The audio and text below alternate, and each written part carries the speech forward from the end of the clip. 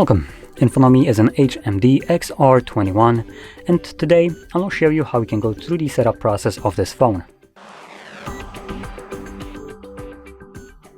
So when you boot it up for the very first time, you should be presented with a screen similar to what you can see on my end.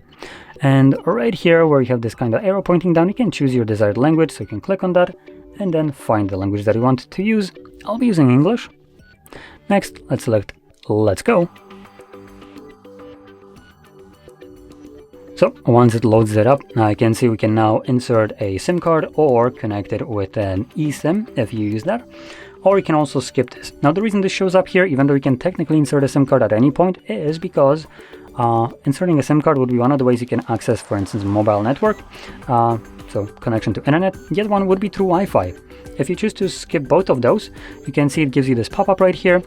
That sign in to your Google account won't be available to you, restore apps and data also won't be available, getting software updates will not be available to you, and automatically set up a date and time also won't be available. So you will need to set date and time manually yourself if it's incorrect, and everything else just won't be showing up throughout the setup process. Now this is strictly setup process only. Once you are finished, for instance, with the setup and you connect to network later on, obviously you can sign into your Google account, restore apps and data, and get software updates without any kind of problems. So this is just referring to the setup. And here's the date and time. So it is actually set correctly, so I'm not going to be changing it. Next. So here we have some Google services like location, scanning and sending user and diagnostic data. You can turn those off, but let's be honest, it's Google, so even though you turn those off, they will probably gather their data one way or another, with or without your permission. So I don't know if this actually makes any difference. But if you feel safer, you can turn those off. Anyway, unlock with fingerprint. So here we can select a fingerprint, though if you're planning to use one, you will be forced to select PIN, pattern, or password. So I'll be skipping that.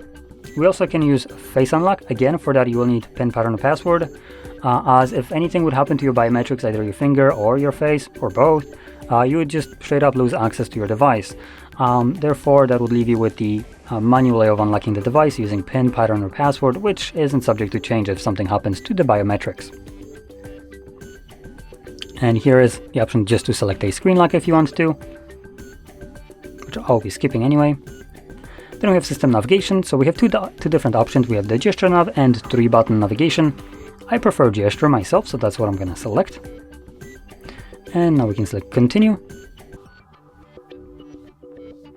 Here we have some HMD services, so you can subscribe to their crap if you want to, but it's just going to be most likely something along the lines of spam on your email.